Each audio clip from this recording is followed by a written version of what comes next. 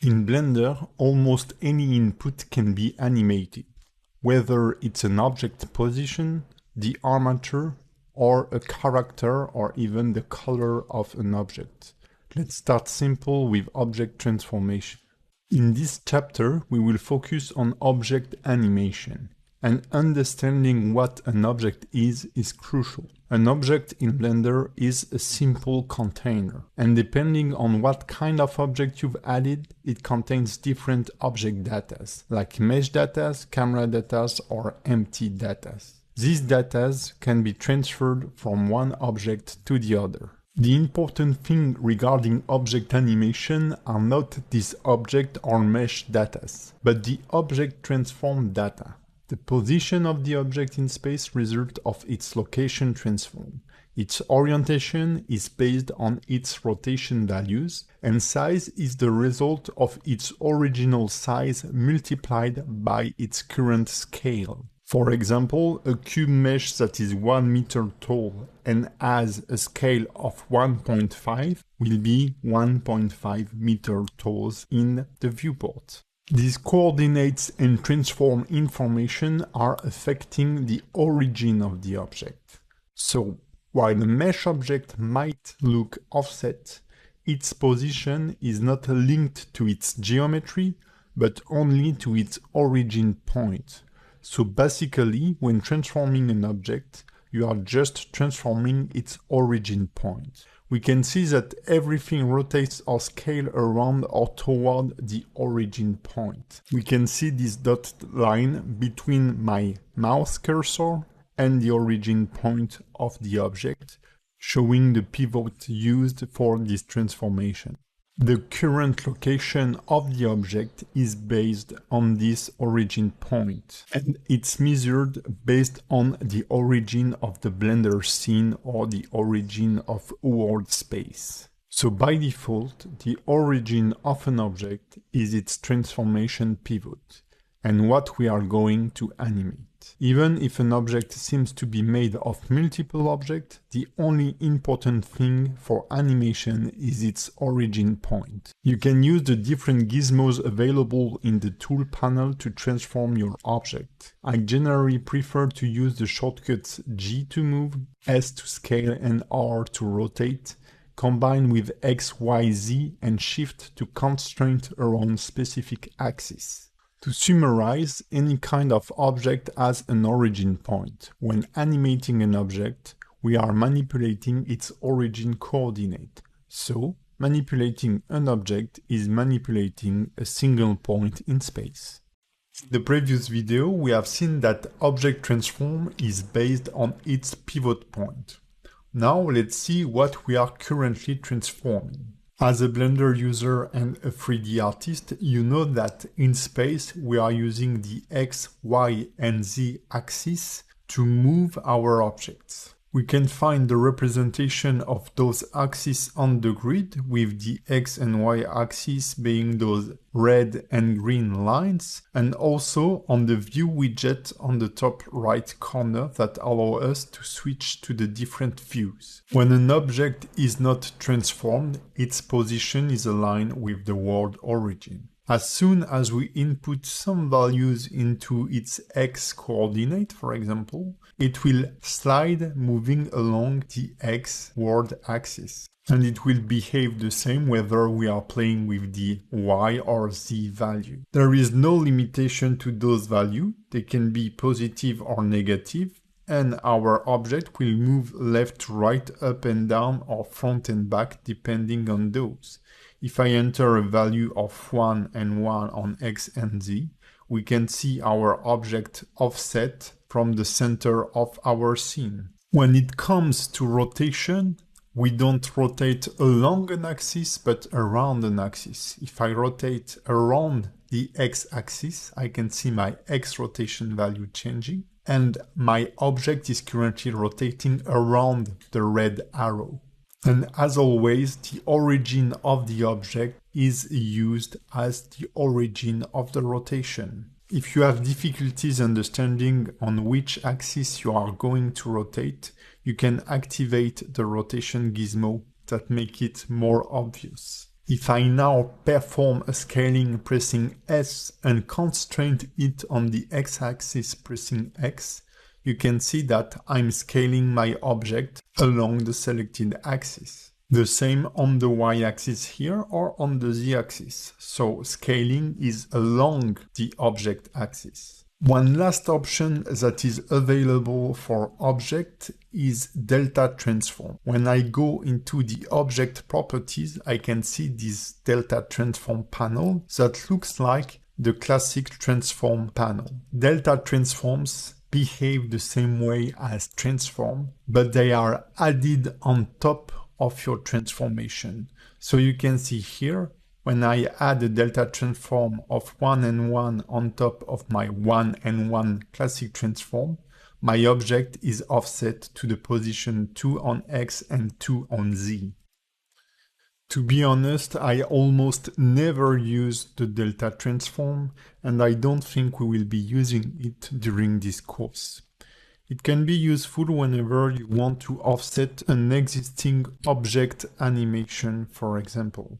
Let's say you have animated an up and down motion and you want to easily offset it on the side. Using the delta transform will make your life easier. But there are other ways to do it, and we will see that during the course. To summarize, we have seen that location transformation and scaling are done along the axis, while rotation is done around the axis.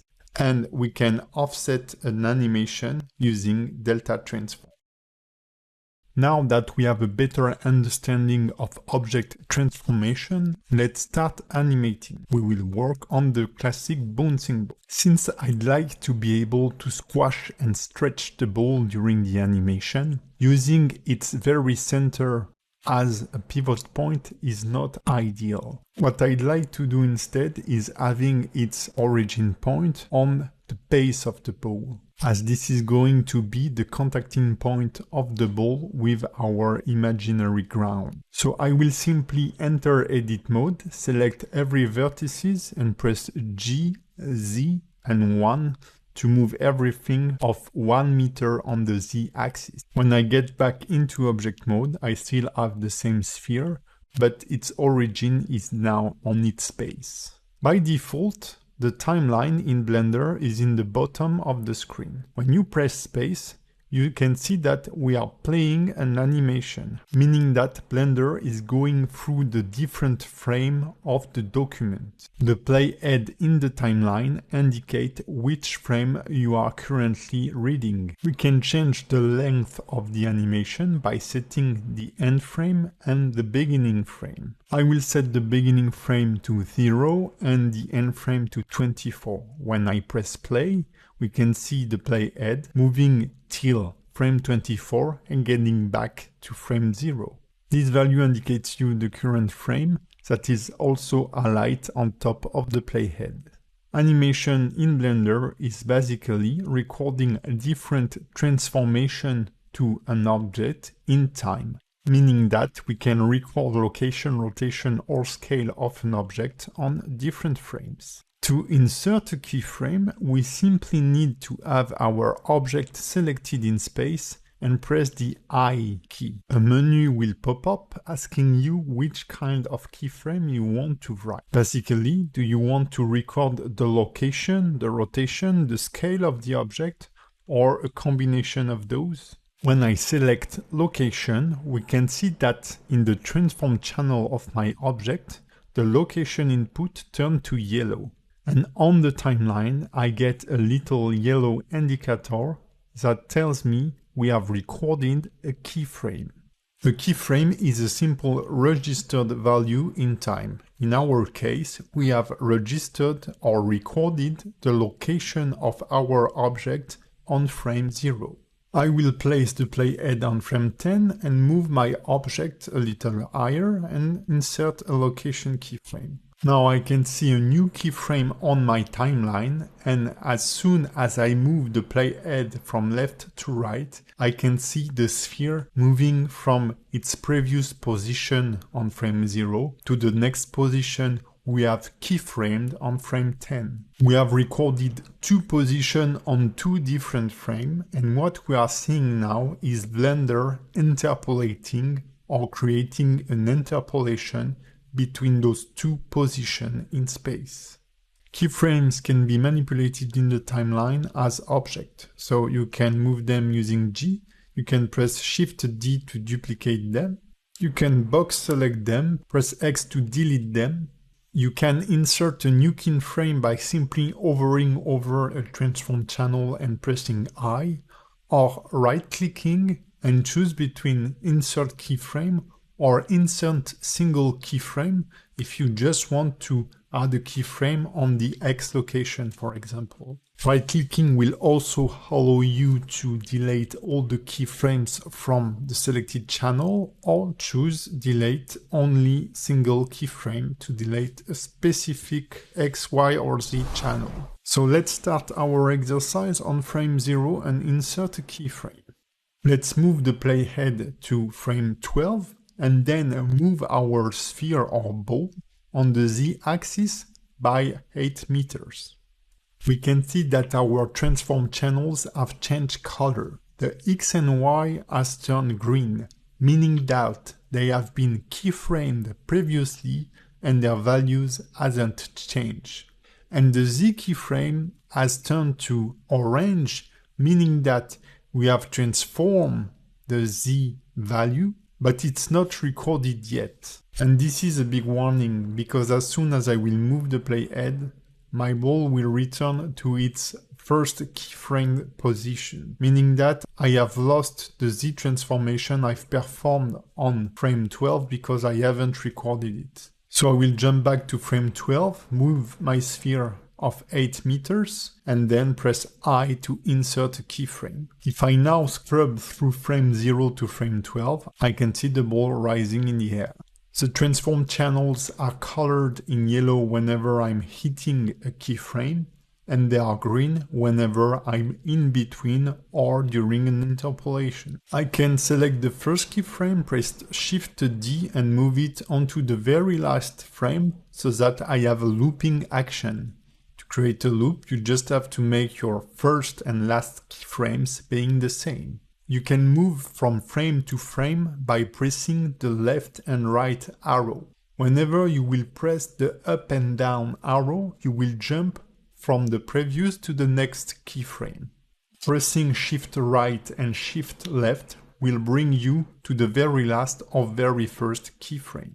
You can perform all those playhead manipulations using the UI in the header of the timeline. As we have seen before, anytime we are moving our object somewhere, we need to insert a keyframe or we will lose the manipulation we have done. While it might be okay to press I each time we perform a manipulation on a single bouncing ball, when you will start animating a full character with thousands of controls, that's gonna be very tedious. Fortunately, there is the record button here that allow us to auto key any transformation. As soon as I move the sphere, you can see that new keys are being recorded for every channel of the sphere automatically. Note that whenever you are using this option and moving your object in space, you are warned that there is an auto keying going on the top right corner of your 3D view.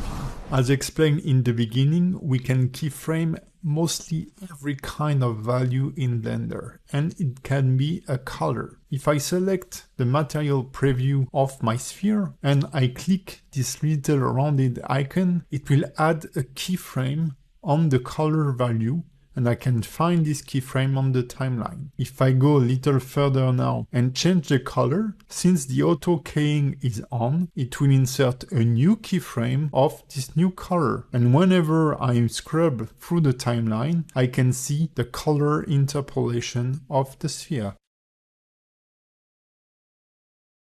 To summarize, we have seen that we can use the timeline to navigate through the different frames. We have seen that we can create a keyframe by recording any value, whether it's a transform channel, a color, or whatever we want, onto a specific frame. Blender will automatically create an interpolation between two keyframes. Keyframe values appeared in yellow, animated values appear in green, unrecording value changes are shown in orange, and gray value are just unanimated values.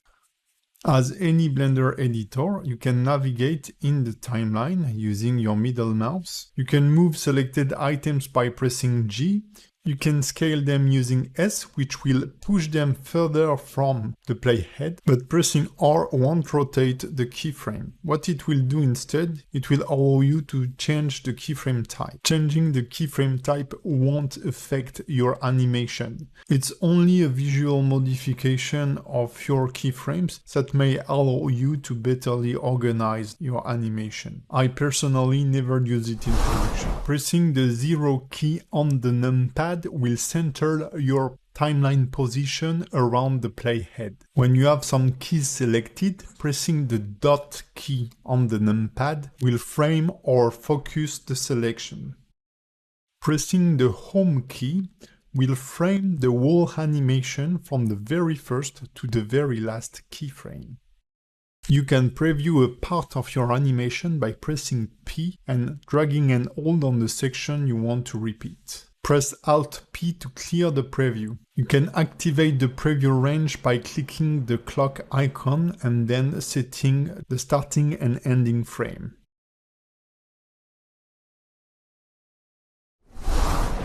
You can set the beginning of your animation pressing Ctrl Home, and you can set the end by pressing Ctrl End. When you activate the preview range with the clock icon, using Ctrl Home and Ctrl End will set the beginning and the end of the preview range. My timeline here is just showing me the keyframe of the selected items. If I go into View and uncheck only keyframes from selected object, every keyframe in the scene will be displayed. My character currently have a subdivision modifier. If I go to the rendering properties, I can see that Simplify has been activated. It allows you to disable every subdivision modifier in the scene, increasing the playback performances. When deactivated, we can see that my frame range in the top left corner turned to red, meaning that Blender is not able to reach the frame rate I've set previously. While this scene is supposed to run at 30 frames per second, here I'm below 14 frames per second. While it is not optimal, Blender allows us to drop frames so that we have a better timing of the animation, meaning that it will drop some of the frame to make sure that the action runs at the same speed as if we were displaying the 30 frames per second.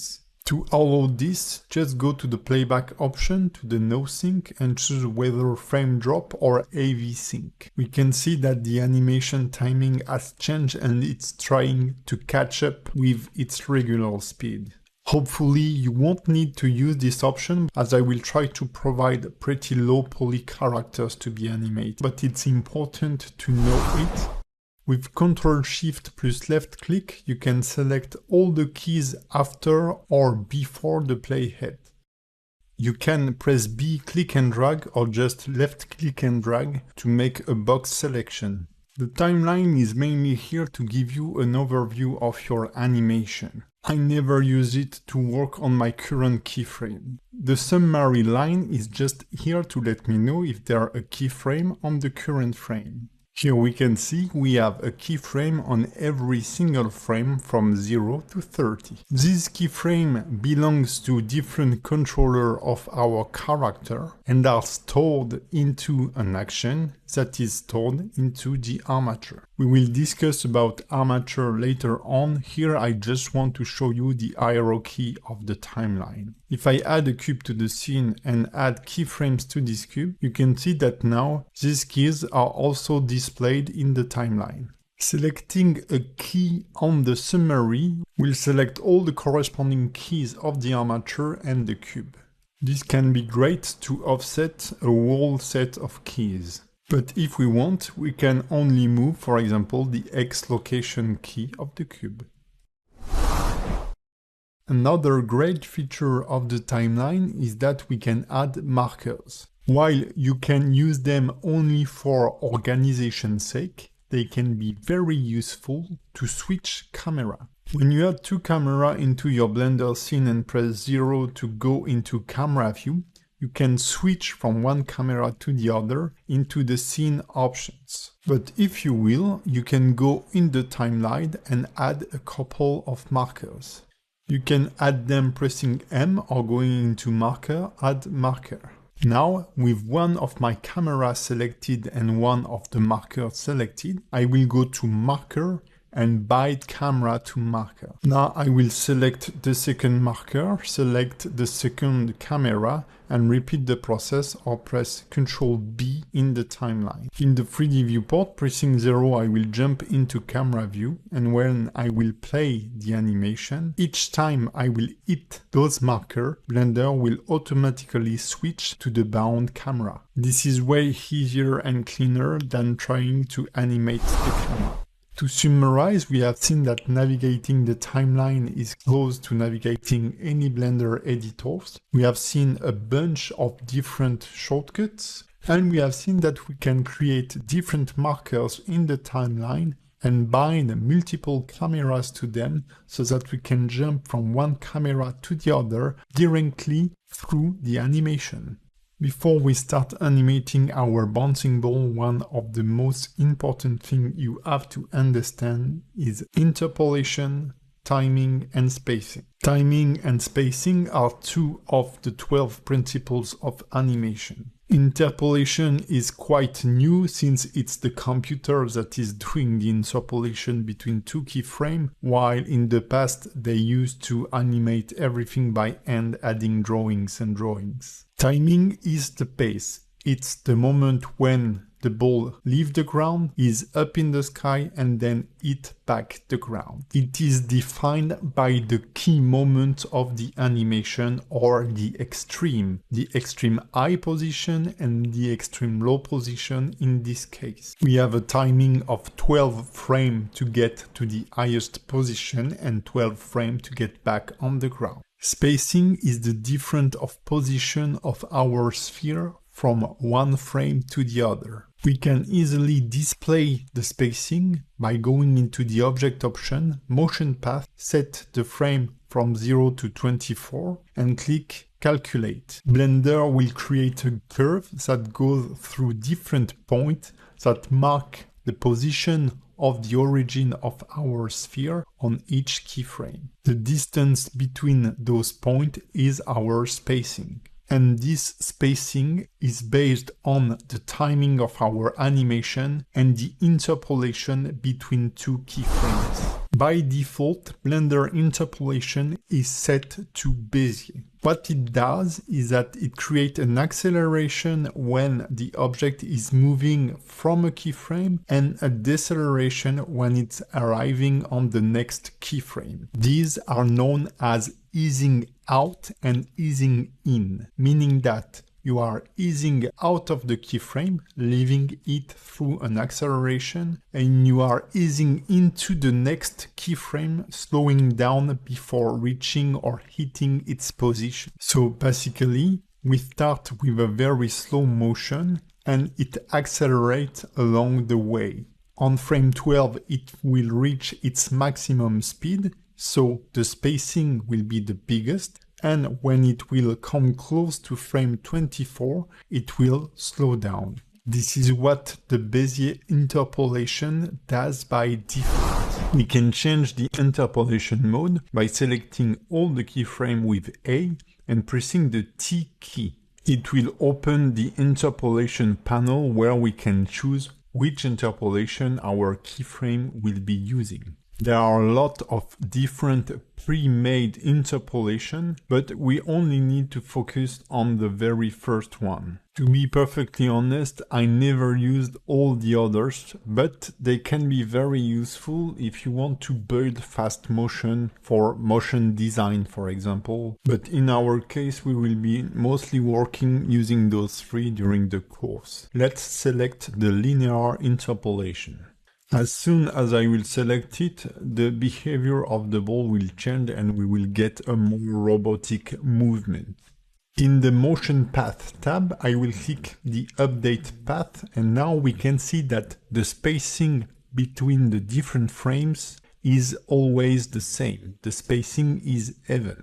If we now compare linear and Bezier interpolation, we can see that the timing is the same. They reach the lowest and highest point at the same time, but on the Bezier we have a variation of the spacing, so we have a variation of the speed of the ball, while in linear it's constant. The linear interpolation is very useful for robotic moves or for walk cycles, for example, when the foot is on the ground.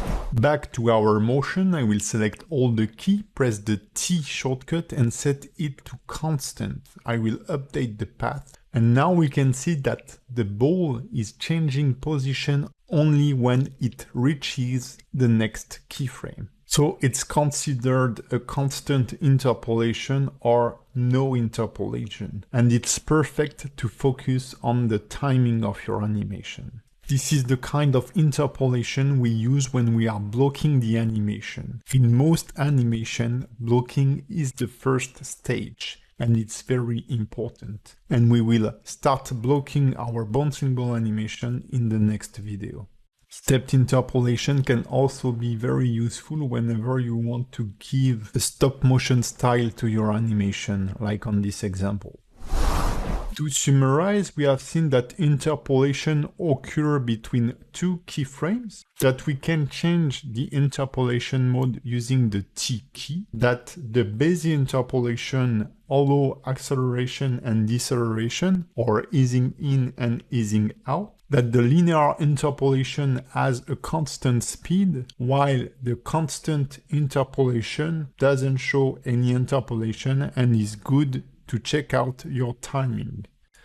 Let's start blocking animation of the bouncing ball. Here I still have my Bezier interpolation. So with all the keyframes selected, I will press T and switch to constant interpolation.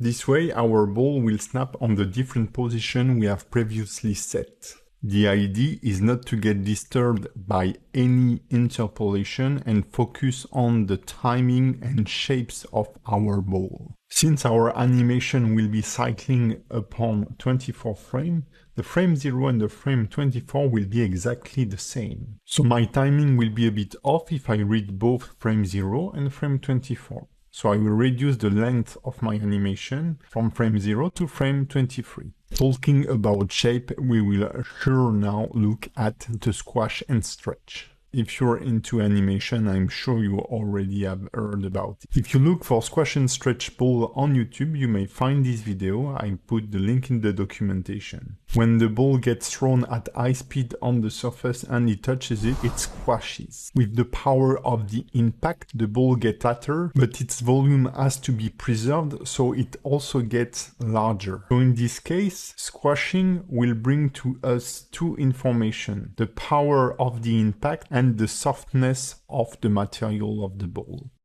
Regarding our animation, if we consider frame 0 to be the frame where our object will touch the ground, we can go like 1 or 2 frames forward and start squashing the ball by scaling it on the z-axis down, but also scaling it on the x and y axis up. This way we will have some volume preservation. You can see here that the keyframe hasn't been written as I need to enable the auto record. Since I haven't written any scaling keyframe previously, you can see that the ball remained flat. I will just press Alt S to reset the scale on the first frame and on all the other frames. As we have just created the scaling keyframes, they have just been added to our animation. And so by default, Blender will switch their interpolation to Bezier. So we can see that our location is still in step mode, but we have a scaling interpolation. So I will select all the keyframes, press T, and set them to constant.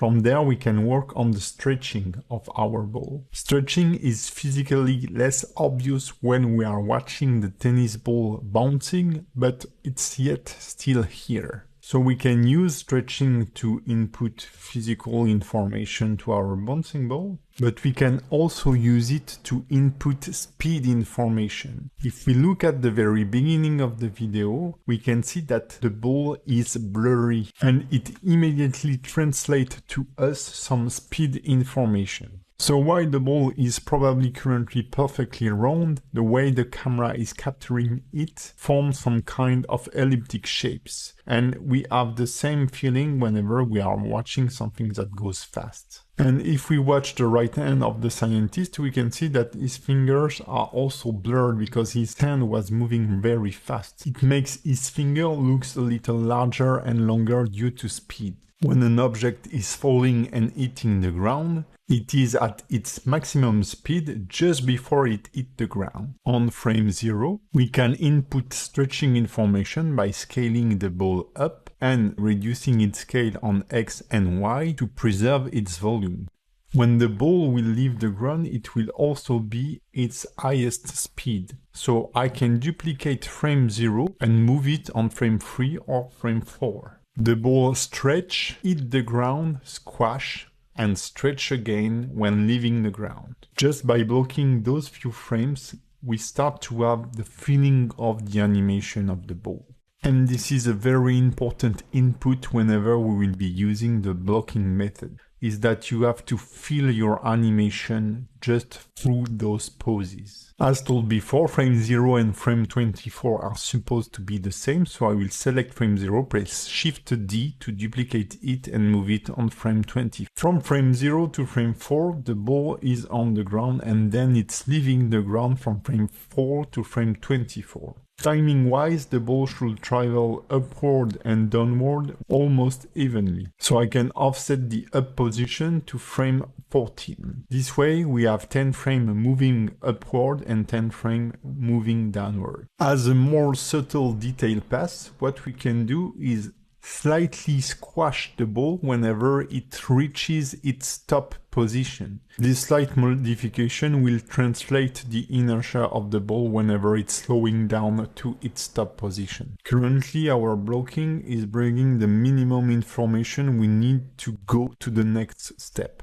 All the extreme poses of the ball are keyed and we have a rough timing. For this very specific exercise, it could be enough for me to go into spline, to go into the next step of the animation process. But we can also input some more details into the blocking stage by inputting some intermediate poses or in-betweens. The in-betweens will help us figuring out the spacing of our ball whenever it's in the air. Our ball is making a 8 meter high jump, so I will move it in between to 4 meter and I will clear the scaling. Now, depending on where I will move this keyframe, it will change the spacing of the animation. If I move this keyframe closer to frame 4 where it takes off, our spacing will be larger in the beginning of the jump than it is whenever it's reaching the highest point. Meaning that on frame 7, the ball will go faster than on frame 10, which is what we want. Because the ball is leaving the ground at full speed, so it will reach its mid-air position before frame 9. And when falling down, it will be at full speed on frame 24. So it should be mid-air, closer to frame 24 than frame 14. I know spacing can be a bit complicated when you are on the blocking stage, and it will be way more obvious in the next video. To summarize, during the blocking stage, we keyframe the extreme poses, we make a rough timing pass, we can use breakdowns and in-betweens to input more spacing and timing informations. We can use squash and stretch to input speed and physical information. Animation curves is one of the beginner's nightmare, but I want them to become your best friends. To display the animation curve of our ball, let's go into the graph editor.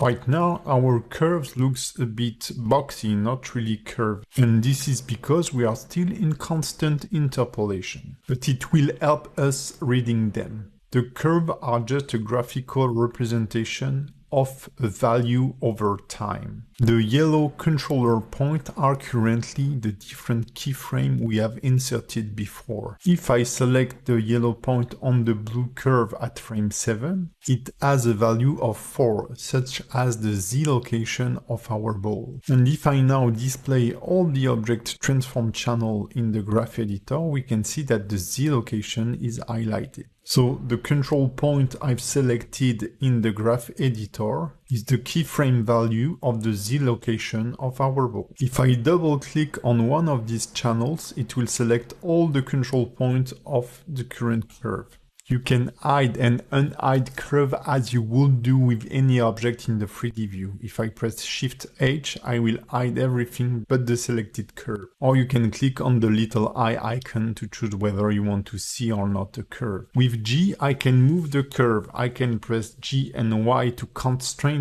the movement on the Y-axis, or GX to constrain on the X-axis. Before we start reading those curves, let's get rid of any of the curve we don't need. Since our ball is not rotating, we can get rid of all the Euler rotation curve by pressing X, and we can also get rid of the X and Y location, since our ball is just moving up and down. This is a good practice to get rid of any unwanted channel to keep your graph editor clean. We can find the Z location corresponding value onto the controller point of the curve, but also in the transform channel of the object. Pressing the N key will open the F-curve panel. This is a little N here to check the position, value, and interpolation mode of the keyframe channel. Let's now select all the keyframes, press T, and switch to Bezier interpolation. If we now play the animation, we get a way smoother motion of the ball. When you switch from step mode to Bezier mode or curve mode, we call this the splining stage. If we have a quick look to our curve now, we can see that the Z location curve is getting a higher value when the ball is getting higher. I will unhide the scale channel by clicking the eye icon. I will select the first controller point of those curves and press the dot key on the numpad to zoom on it. We can easily identify the Z scale channel, which is in blue, and allow us to control the height of the ball. And the X and Y that are one on top of the other that allow us to control the width of the ball. Let's check a couple of examples to betterly understand the behavior of the curves. In this example, the curve is controlling the rotation of the arrow from a value of minus 90 degrees to plus 90 degrees. The curve is raising rapidly before easing into the frame number 24. And when we scrub through the animation, we can see that we have a big spacing in the beginning of the animation and it gets lower in the end. Using the motion path, we will have a preview on the spacing of this animation. And now we can obviously see the difference of spacing during the animation. And the more vertical the curve is, the larger the spacing. The more horizontal it gets, the smaller the spacing is. In other words, the more vertical the curve, the faster the animation, the more horizontal, the slower.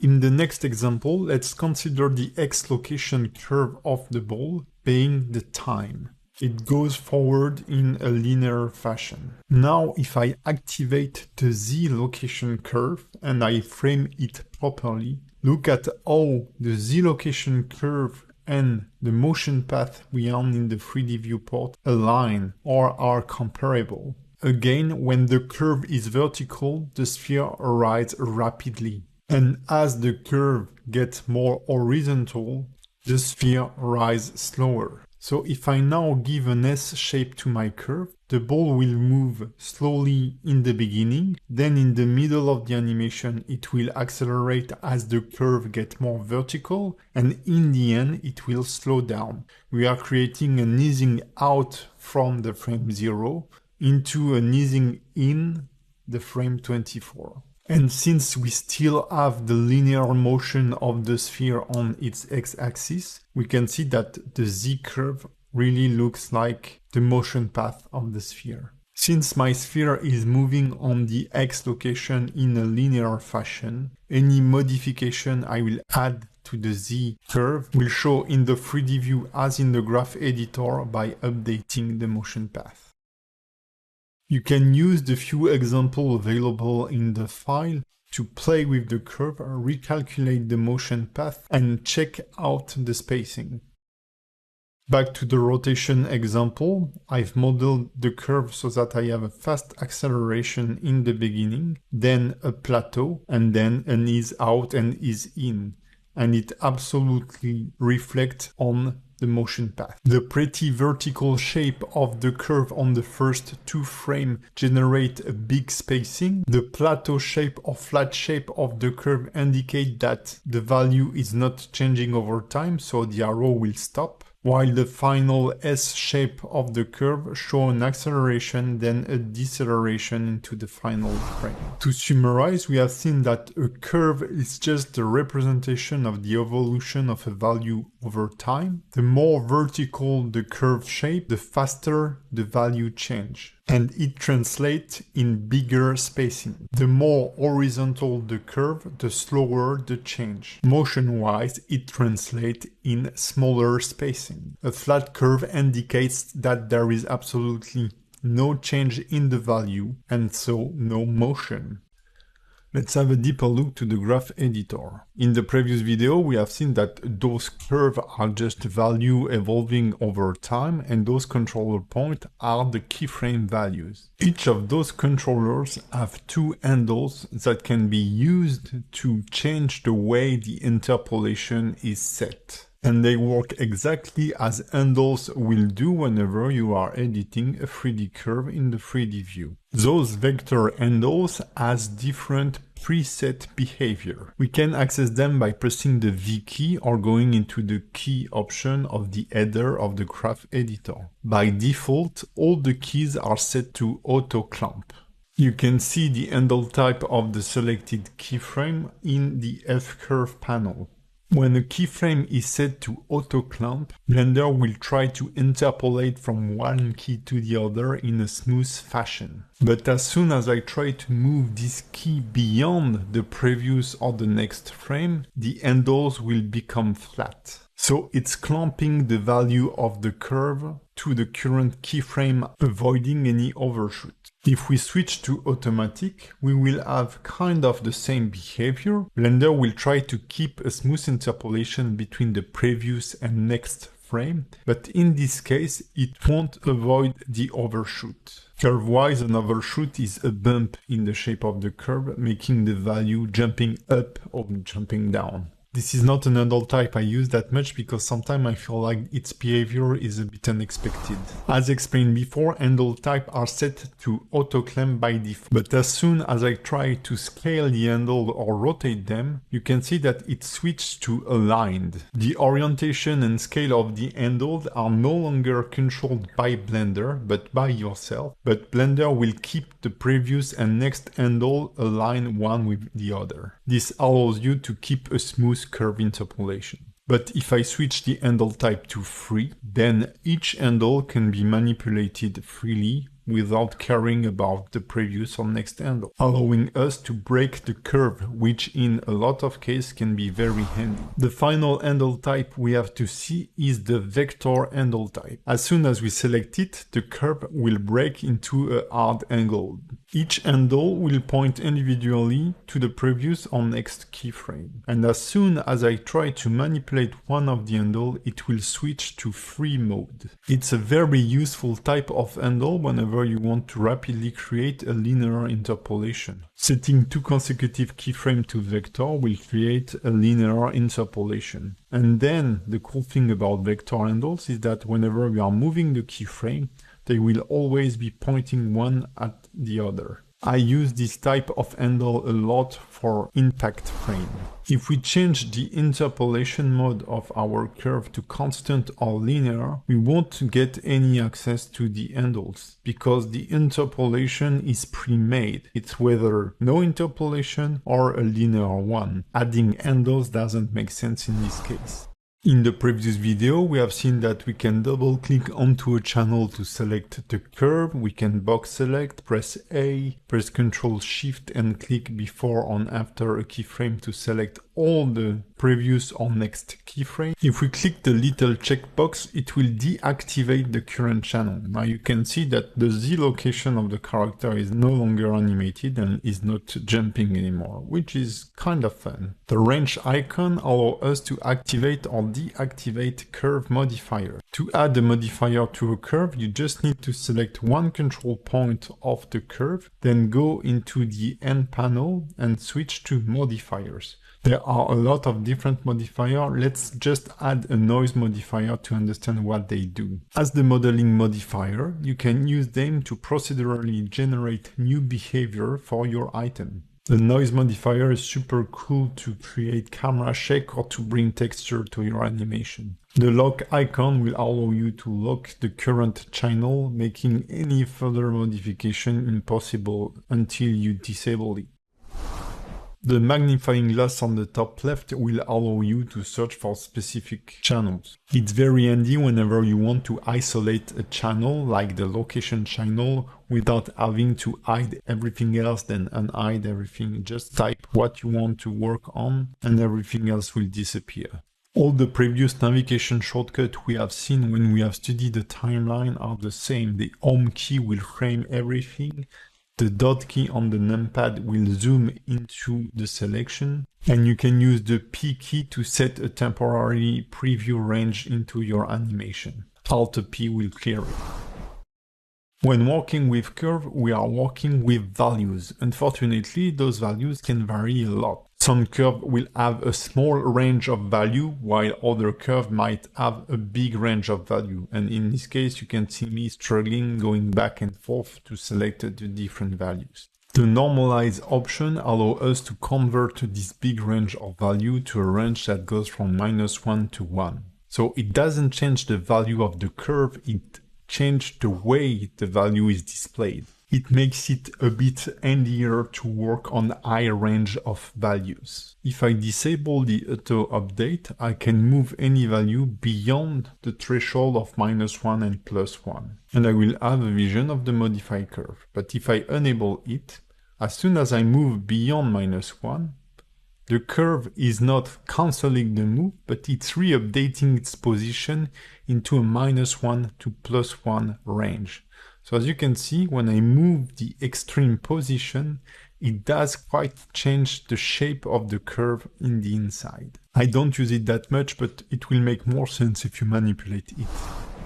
By default, you will see the curve of the transform channel of the displayed animated object. In this case, the controller of my character. If I hide everything but those few controllers, you can see that I only have those listed in my graph editor. When activated the selection filter, only selected objects will show their animation curve. When enabling the show hidden, it will show absolutely every control channels available. Whether you hide those controllers or not, the curves will still be displayed.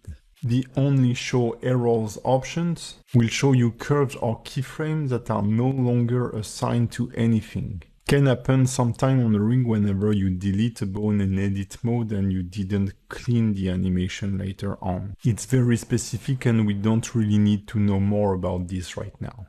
The ghost curve option will display you the previous unedited shape of the curve. This is something I never used, to be really honest, but it can be useful for you if you find any interest in it. Click back on the crossed button to get rid of it. I won't go through the whole filter menu since there are a lot of options that are self-explanatory. I believe this is cool if you are working on multiple objects at once for motion design, for example, and you want to clean your selection.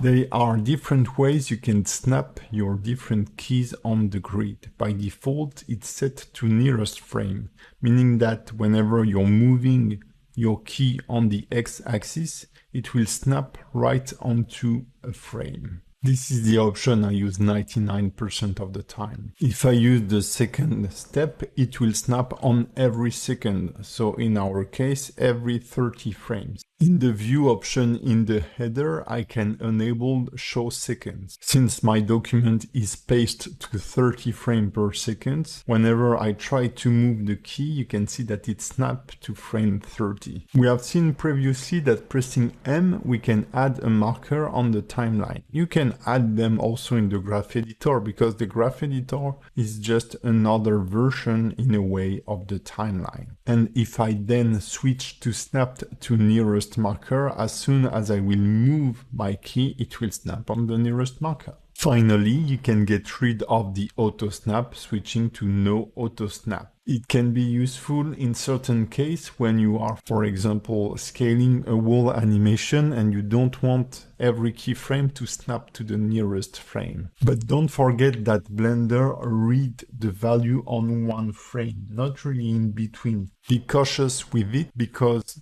the value read by Blender might not be the one on your key. This can be a bit confusing. As in the 3D viewport, you can use different kind of pivot point to edit your curve. The bounding box center will take the most extreme keys you have selected, and it will set the pivot point right in the middle. As in the 3D view, you can see this dotted line showing where is the pivot point compared to your mouse cursor. The 2D cursor as act the 3D cursor. You can place it by shift right-clicking on the grid, and its position is defined by those two blue lines, the play head and a given value. With my keys selected, if I press S and Y to scale on the Y-axis, you can see my keys are pointing toward the horizontal blue line. This is a good way to set the same value to several keyframes at once. The individual origin pivot point is the one I use the most. Each keyframe becomes independent, and whenever you're scaling or rotating, it's manipulating each keyframe handles separately, allowing you to scale them and rotate them without moving them onto the timeline.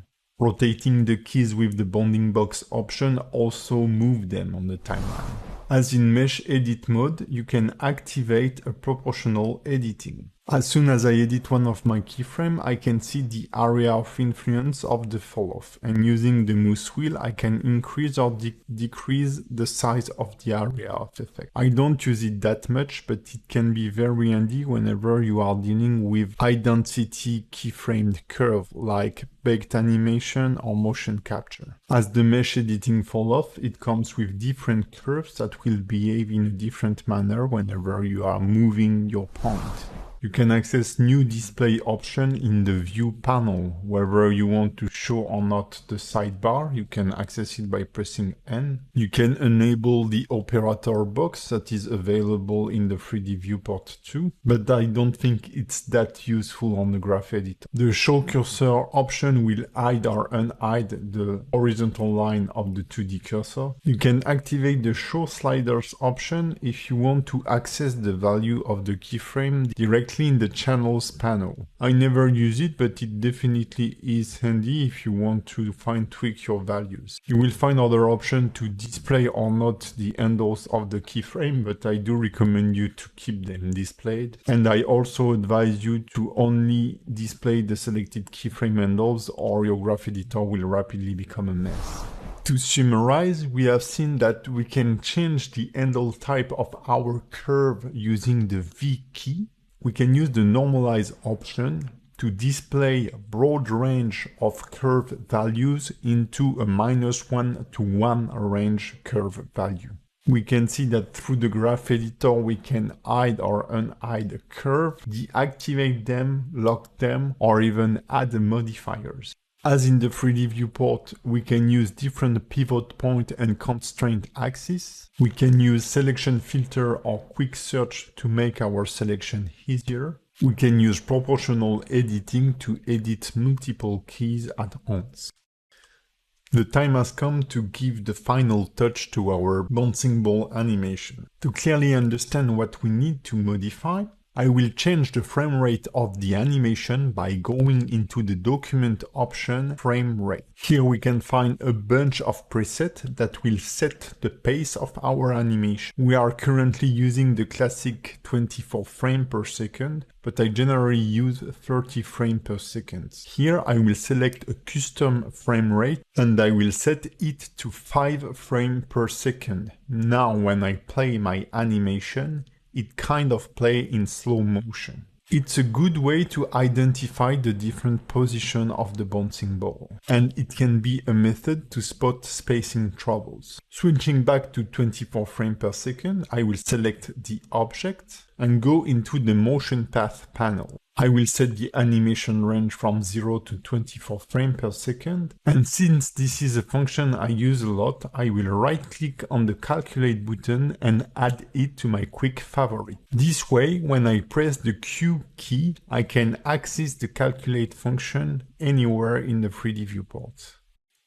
We can now study our spacing and try to see what's wrong with our animation. When an object is falling in space, it's accelerating until it touches the ground. The speed of an object might stabilize due to air friction, but unless there is a force pulling our ball up, it is supposed to accelerate until it touches the ground. So the spacing should be increasing from one frame to the other while it's falling. And we can see this is what's happening on those frames. Each frame forward, the spacing is getting bigger. On the last frame, the spacing is getting smaller. It means that the ball is slowing down before hitting the ground. And this isn't correct. And this is something that we can read on the curve. As explained previously, the curve should get more and more vertical as it gets closer to the value 0, which is our ground value. While here, we can see that it has this S shape that makes the ball slowing down before touching the ground. The curve is easing out toward the ground. But since we have made a good blocking of our animation, it doesn't look that bad. Those two breakdowns are currently helping us getting a better result. This is why blocking can be pretty important. To fix the ground keyframes, we just need to switch the handle pressing V to vector. Now I no longer have this S shape on my curve. To make things even clearer, let's get rid of our two breakdown keyframes by selecting them and pressing the X key. I've also switched back to Bezier both handles. When I play the animation, you will betterly feel this ease in and ease out. We can see the ball accelerating when it's leaving the ground and before it hits the ground. While if I switch both handles to vector, now we can feel that the ball is bouncing. To get even a better feeling, I will also slightly raise the curve by moving both vector handles toward the outside. And by scaling the upper key, I will make the ball raising faster and holding a bit more in the air. I have bring more contrast into my animation by changing the shape of the curve, and now it's more stylized. A little touch we can add to make it even more appealing is to slightly offset the upper key of one frame. This way we don't have the same timing when the ball is rising than when it's falling down. We can recalculate the motion path of our animation by clicking the Update Path button, and instead of the in-range option, I've switched to Around Frame. From there, I can choose how many frames I want to see on my motion path before and after the current position of the ball. Now, when I look at the spacing of my ball, we can see that when it's leaving the ground, it has the biggest spacing, and it's slowing down when reaching the highest position, which is correct. When the ball is falling down, we also get a proper spacing. It's getting bigger and bigger as we approach the contacting keyframe. We now have a pretty cool bouncing rhythm, so let's work a bit on the scaling of our ball, or more precisely on its squashing and stretching. Pressing Alt-H in the graph editor will reveal all the curve. I can hide the Z location curve so that we focus on the scale curves. Since our ball squashing is pretty brutal, we can switch those keyframes to vector.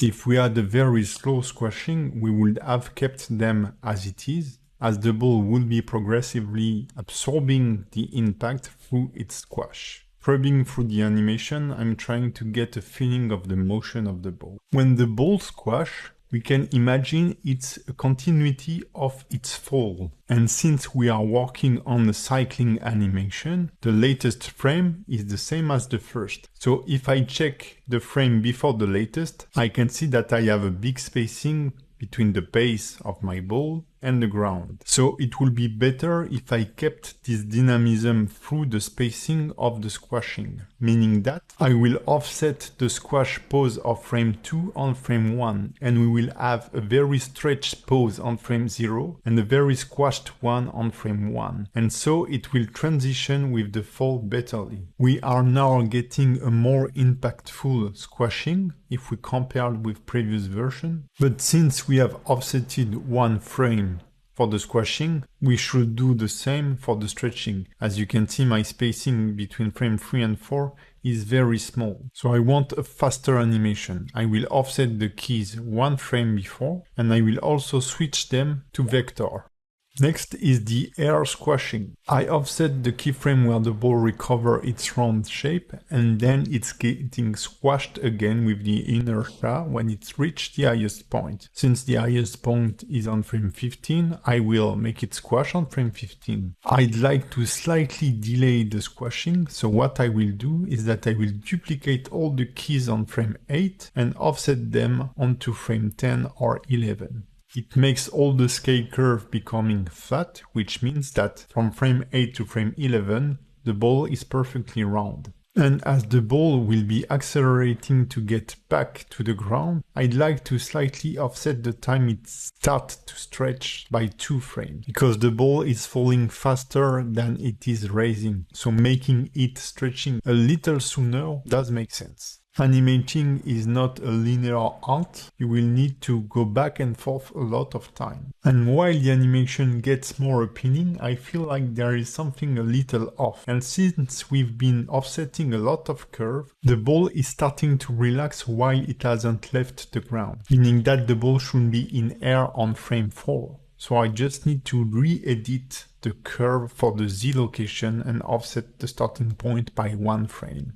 And now when I play again my animation, I feel like there is something a bit off on the air squashing. The ball slows and then it starts squashing. And if we double check the spacing of the base of the ball, we can see that as soon as it starts squashing, the easing gets stronger, and that's a bit weird. The yellow arrows are getting smaller progressively, while there is a big difference between the 2 red arrows. So even if it's very subtle, it makes the animation a bit weird. So again, I can fix this by simply offsetting the squashing keyframes, the plateau we have created before, just by 1 frame, making it happening a little sooner so that it will betterly blend while it's raising. I guess you may ask yourself, how do I get rid of the grid, of the motion path, etc. on my 3D view? It's by deactivating the overlay here. And since this is something I do all the time, what I did is that I set a shortcut onto the overlay. You can assign a shortcut to any tool or option in Blender by simply right-clicking on it and selecting Assign Shortcut. I've personally used the shortcut Power 2, which is just upon the Tab key on my French keyboard. I'm pretty happy with this bouncing ball animation. To summarize, we have seen that curve editing can dramatically change our animation. Good blocking makes your animation a little better when you switch to spline. It's important not to be afraid to break the curve using vector handles. Offsetting a key by one frame can really change your animation and make it look better or destroy it. Don't forget that the devil is in the details. We have left last video with our happy bouncing ball bouncing and bouncing. But now I'd like it to move forward a bit. So let's do that together. The first thing I will do is to press 3 on my numpad to switch to side view. Now, instead of making my animation loop over 24 frames, I'd like to make the animation a little bit longer. So I will reopen my timeline and I'd like to repeat the animation 4 times.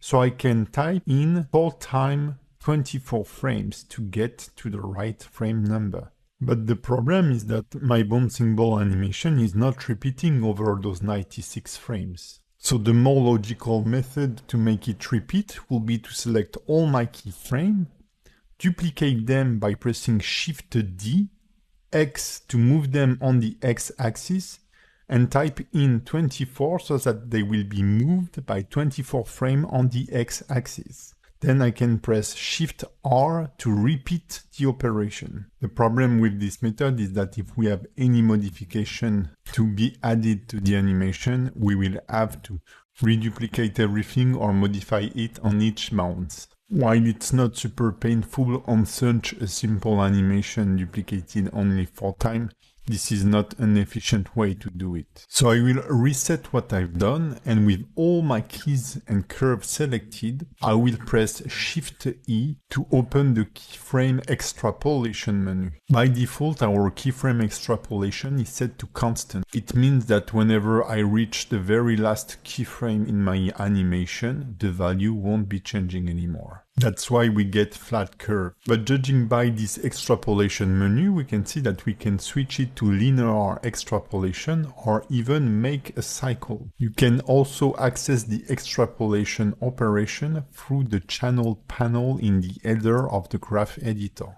With all the curves selected, let's choose make cyclic. Boom, our animation is now cycling infinitely on the timeline. And the cool thing about using extrapolation is that modifying our animation will be repeated and updating along the whole timeline. With this problem fixed, I'd like my ball to move forward in space. So I'd like to animate the y-axis of the ball. So I will insert a single keyframe on the y-axis, go to frame 24, move the ball by about 9 meters, go back onto the transform channel, right click and insert a single keyframe. If I now play the animation, the ball will move forward only on the keyframe we have inserted. And since Blender is creating by default a new keyframe with the Bezier mode, we have an acceleration and a deceleration of the ball that doesn't look super natural. While this kind of locomotion could be a little more complex, we will consider that our ball is moving at a constant speed. So I will select both handles, press the V key and switch them to vector. You could have chosen to press the T key and switch to linear interpolation, but I prefer to use vector interpolation to keep the handles available. When I watch this motion, I feel like the ball should move a little further. So I can take my last control point and move it a bit upward, or insert a new value in the transform channel and don't forget to insert a keyframe. Or we can directly change the value of the keyframe by going into the F-curve properties and enter 10 meters in the value of the keyframe. This is a good method when you want to enter very precise values. Now I'd like my ball to continue moving on each bounce. So I could duplicate last keyframe, offset it, or insert a new keyframe and set it to 20 meters. But again, if we want to modify the timing of our animation, making the jump a bit longer, I will have to modify those two. And on a more complex animation, that will be very painful. So let's get rid of this and find another solution. If we go back to the extrapolation menu, we will find an option that allows us to create a linear extrapolation. Blender will take the last 2 keyframes of an animation and it will do an extrapolation based on the value differences between those two. So that's a great step forward in our animation. But there is something that bothers me. When our ball hits the ground, it stays on the ground for a few frames. The problem is that it's sliding currently and it doesn't look good. I'd like the ball to stay where it is when it's on the ground and move forward whenever it's airball. To fix it, I can simply duplicate the very first frame and move it on frame 3. But I need this new motion to repeat along the full animation. So I will press Shift E and choose constant extrapolation to get rid of the linear extrapolation. But now my animation is no longer repeating, and whenever I'm re-adding a linear extrapolation, it will just continue on moving instead of stopping whenever the ball is contacting the ground. So I can try using a cyclic extrapolation, but the problem is that the ball will get back to its original position after each cycle. So I'd like it to cycle but with an offset. And what we can do is select one of the keys of the curve and go to the modifier tabs here.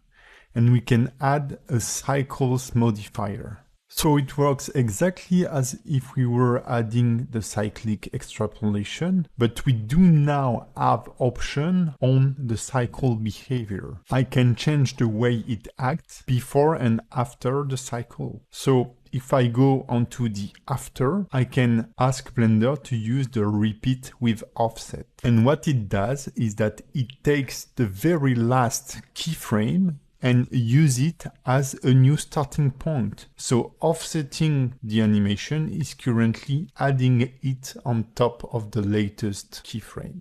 An extra motion is missing though. If we watch this video, you'll find the link in the resources PDF. I'd like you to focus on the body shape and orientation of these links. During this gorgeous motion, we can see the squashing and stretching, but we can also see some rotation of the body. The body in the beginning is oriented toward the up point and then oriented toward the landing point. So we do need to input those information on our bouncing ball. To get a better preview of the motion of the ball, I will calculate the motion path. As seen in the previous video, I will go into the object option, motion path, and click calculate the path. I will change the path type to in range and change the end frame to 96. This will give us the motion path of our ball, and it's going to be easier for us to figure out how much we have to rotate it. The idea is to simply rotate the ball toward its next position or its next frame position. And once we have passed the highest point, we will make the ball pointing toward the previous frame. Since our first frame is exactly the same as the latest frame, or frame 24, I will jump to frame 24 and give the correct orientation to the ball. It seems that 11 degrees looks fine. Then I will right-click and insert a single keyframe. A new channel has appeared in the graph editor. It's our X Euler rotation. So I will now go back to the frame where the ball is currently leaving the ground and rotate it by minus 12.5 degrees toward its next position. So now, as we have did before, I will duplicate the last frame, frame 24 of this Euler rotation, and move it onto frame 0, pressing Shift D, X, and moving it with the mouse. Now that the initial frame 0 and final frame 24 are the same, I can select my curve and press Shift E and make it cyclic. And it already looks pretty cool. So while the motion I'm seeing right now is pretty satisfying, you know that we need to check it frame by frame. As any craft, a perfect animation doesn't exist. and the level of quality you will reach depend on the time you can spend on your animation. In this case, I'd like to polish the animation a little more by making frame number 1 pretty flat, because I don't really like the fact that the ball is slightly leaning backward when it's getting in its flattest position. In the graph editor, with the X Euler rotation curve selected, I will press I to insert a new keyframe and choose Only Selective. This way, Blender won't add any additional keyframes on the other curves and our graph editor will remain clean. Then I can grab this key, move it on the Y-axis holding Shift to get a more precise movement. And I will call this first bouncing ball animation done. The technique we have used in this video, adding a rotation motion based on the location motion, the up and down motion of the ball, is called the layered approach. It means that you add layers and layers of motion during the polishing stage, not during the blocking stage. And we'll study this technique more in depth later on. To summarize, we have seen that we can create cycles using the Shift-E shortcut and choose different extrapolation. We can access more advanced cycle options using modifiers. We can use current motion of the ball as the guide to add new motion to it in a layered approach. In this video, we will have an overview of all the curve modifiers. In the graph editor, whenever I select a curve, I can access the modifier in the N panel or Properties panel. While we have already set a cycle modifier in the previous video, what you may haven't noticed is that we were already using modifiers prior to this as soon as we have used the extrapolation mode. Whenever we pressed Shift-E and make our curve cyclic, basically we were adding a cycle modifier. Any modifier influence can be activated or deactivated by clicking the checkbox. The cycle modifier repeats the animation from the first key to the last key. We can change the modifier behavior before the first key and after the first key. By default, it's repeating the animation as it is. We can get rid of the cycle or use the cycle with offset. If I use it right now, nothing will happen because it uses the position of the last keyframe as the new starting point. But since my first and last keyframe are the same, it doesn't change. But as soon as I offset the value of the last keyframe, you can see that I get some kind of ladder motion. The repeat mirror option will do what it says. It will repeat the curve, but each time it will mirror it based on the last frame. Changing the value will just set the number of repetitions after or before your current animation. A value of 0 will make the cycle repeat infinitely. The restrict frame range and use influence properties are very useful, but they are not the most obvious on the cycle modifier, so we will have a look to it later on. Let's have a look to the next modifier. I will get rid of the cycle modifier and add a built-in function. My animation curve has totally changed, and we now have a sinusoidal curve, because the default function is sin. The phase multiplier will allow us to modify the frequency of the curve, while the amplitude will allow us to increase the value of the curve. The phase offset will offset the curve on the x-axis, while the value offset will offset the curve on the y-axis. The restrict frame range option is a super cool additional tool. As it is named, it will allow us to limit or restrict the influence of the modifier on the frame range. So we can set this frame range by tweaking the end value and the start value. The in and out value allow us to input easing, meaning that we can increase or decrease the influence of the modifier at the beginning and the end of the frame range.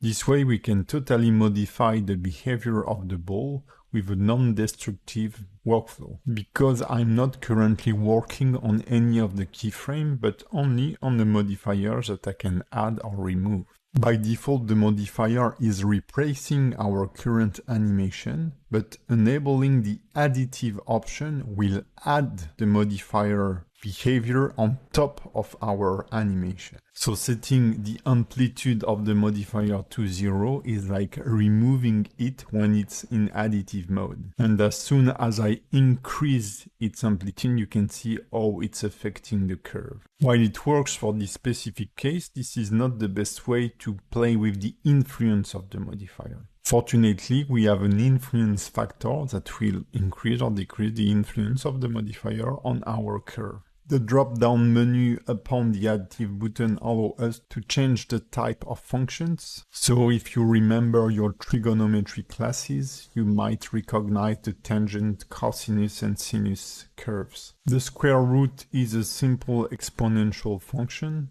so you can use it to make your ball rising like a balloon with a constant easing. The natural logarithm does look like the square root, but it has a slight offset and it is more. Finally, the normalized sin looks like the sin function, but it does ease very rapidly. So you can change this by moving the phase offset and the phase multiplier. So it can be hard to find a specific use for those modifiers, but you have to experiment with it, and when you do motion design, for example, they are very useful.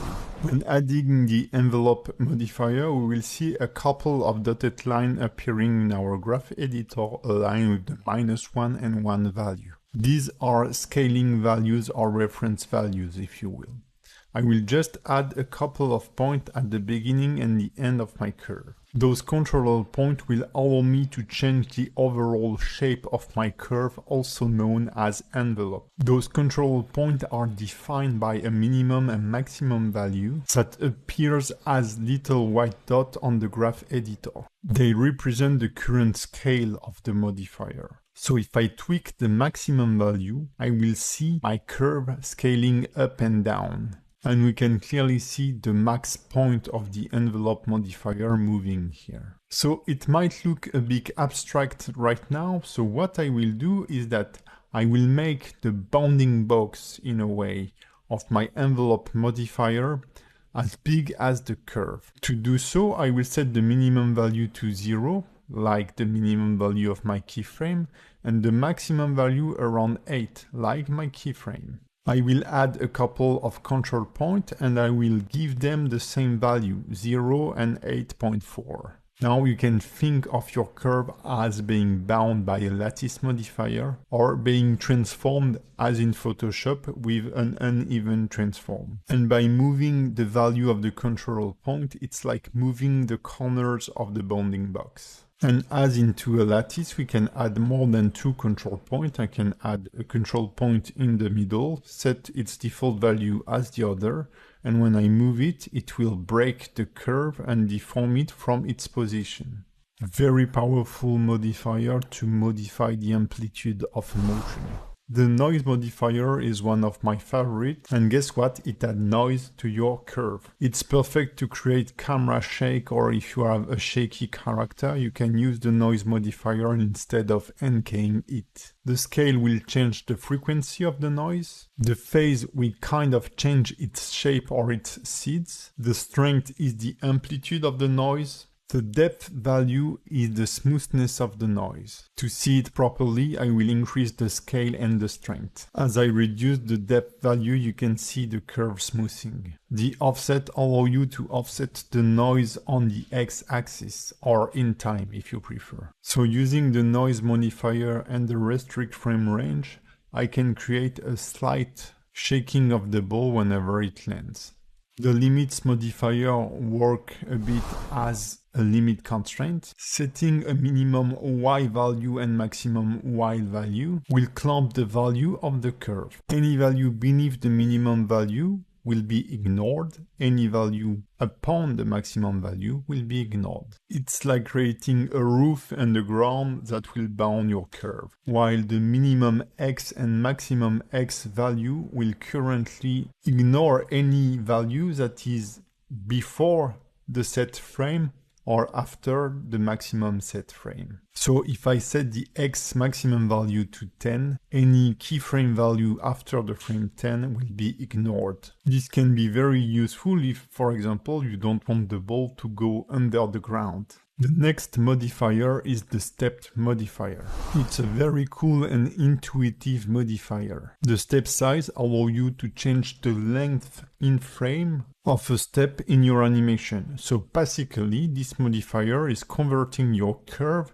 as if we were blocking our animation with constant interpolation. And it gives a fantastic stop motion style to your animation. So you can change the step size value, you can offset it in time, and this modifier comes with a built-in starting frame and ending frame. It's a bit like the frame restrict range, but you can consider it as an additional restriction layer. On a full character, we will need to add this modifier on every single curve. What we can do instead is add the modifier on the NLA strip. Don't worry, we'll talk about the NLA editor later on, but just consider that we are applying the modifier to the whole animation instead of applying it to a simple curve. If we have a look to this quick animation I've made with one of my students, the stepped modifier really brings these stop motion feelings to the animation. As explained before, those modifiers act as object modifier. It means that they can be layered. You can add multiple curve modifiers to get different results. And the order in which you stack those modifiers is important. If I add the limit modifier before the noise modifier, the noise will be applied after the limit, and so I won't see any difference. I won't see the limits applied. At the time I'm recording this video, on Blender 2.91, I haven't found any way to move the position of those curve modifiers. Hopefully this will be updated whenever you will be able to watch this video. We can copy a modifier by clicking on the little folder icon with the arrow getting inside. To paste the modifier on another curve, just select the curve and click the second icon with the folder shape and the arrow getting out. If you have multiple modifiers, they will be all copied and pasted onto the curve. To summarize, we have seen that we can use modifier to modify our curve behavior procedurally and in a non-destructive manner. Modifier can be stacked one on each other to get more advanced results. Modifiers can be copied and pasted from one curve to the other. We can add modifiers on a whole action through the NLA editor.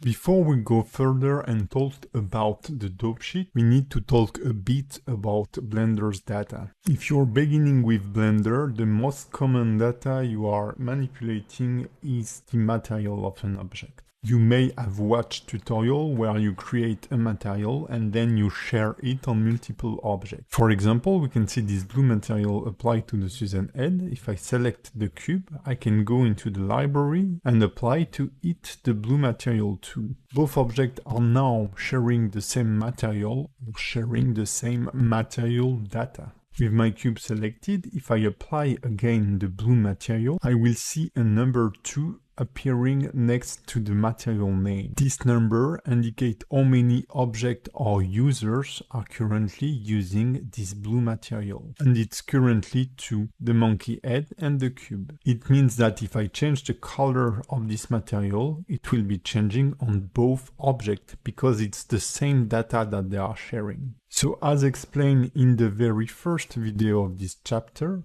objects are just containers, and if I go to the mesh data, I will also find a data library that will allow me to source any other mesh data from any other object. With the cube selected, if I select the sphere mesh data, my cube will be transformed into a sphere. And Blender indicates us that there are two objects using those mesh data. We have also seen that the object has changed color because the material is bound to the vertices. By loading new mesh data, we have also sourced the material data linked to it. If we now go back to our bouncing ball animation, with the graph editor open, I can see that I'm working on the ball, but just under we have this sphere action.002 that we haven't talked about. And when we look at our graph editor hierarchy, we can see our mesh object, the ball. This sphere action.002 is bound to the ball, and all the transform channel keyframes are bound to this sphere action. Instead of the graph editor, let's open the dope sheet. Let's consider the dope sheet as being like the timeline. All the shortcuts and features we have seen with the timeline works within the dope sheet. We can see our mesh object and the action in the hierarchy. If I now enable the collection cone and I start animating the location of the cone by inserting a couple of keyframes, a new hierarchy appears in the dope sheet. We can find our cone object with a new action called cone action.